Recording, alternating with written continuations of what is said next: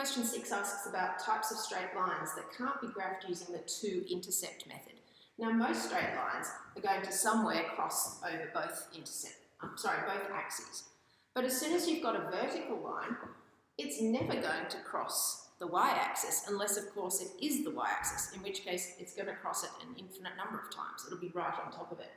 Same with a horizontal line. It will never cross the x-axis unless, of course, it is the x-axis. So it will either never cross it or it will be always on it. And lines that pass through the origin, passing right through there, actually only have one intercept. So if you're looking to create two intercepts so that you can put your ruler on them and drop your line, it's not going to help you if there only is one. You're going to need to know something else about the line to graph it. You won't be able to just look for two intercepts. In question 7, we need to graph both of these straight lines on the same axis. Now, you've got a few methods for graphing straight lines. You've got the gradient intercept method, and I think that first line lends itself well to that because I can see the gradient's -2 and the y-intercept is 3.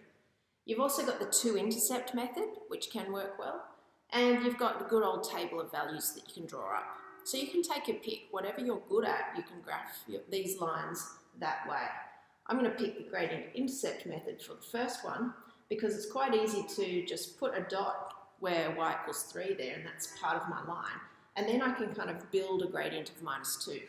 Now, a gradient of -2, I know it has rise of 2 and run of 1, and I know that it goes this way because negative gradients always go this way. If you read the graph from left to right, it looks like you're going downhill with a negative gradient, whereas positive ones always go that way.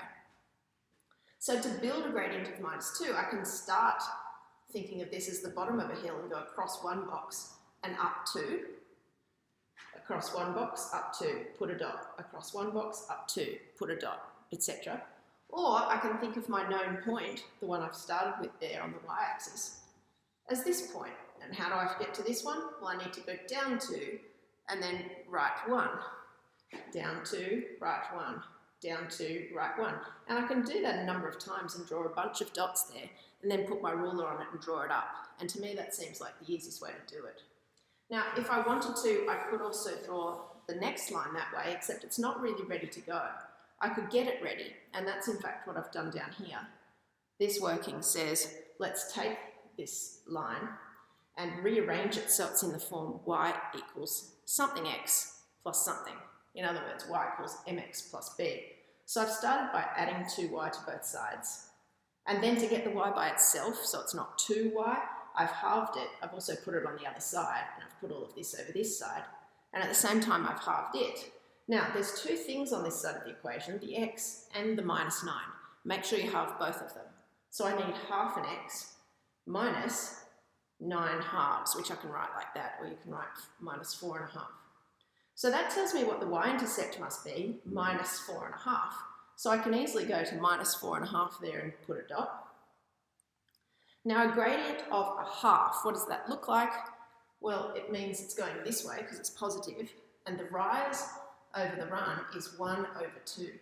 So if I have a known point here, I can get to my next known point by going across to the right 2 boxes and up 1. Now, I'm halfway through a box, so you might think that's a bit tricky. Instead of going across 2 boxes and up 1, I really need to just go up half as much as I went across, don't I? So if I go across, say, 1 box and go up half a box, that's the same thing, isn't it? So I've done that and then put a dot. From there, I've gone across 2 boxes and up 1, across 2 boxes and up 1, all the way along here. And in fact, I can do it the same way and down and across till I've got my points. Put your ruler on it, join it up. Now this question also asks us down at the bottom here, using the graphs above, what solution would you get if you solved these equations simultaneously? Note, you should not need to actually solve them simultaneously. Now, if we solved these simultaneously, all we need to do here is look at the point where they meet. They meet at the point 3 minus 3.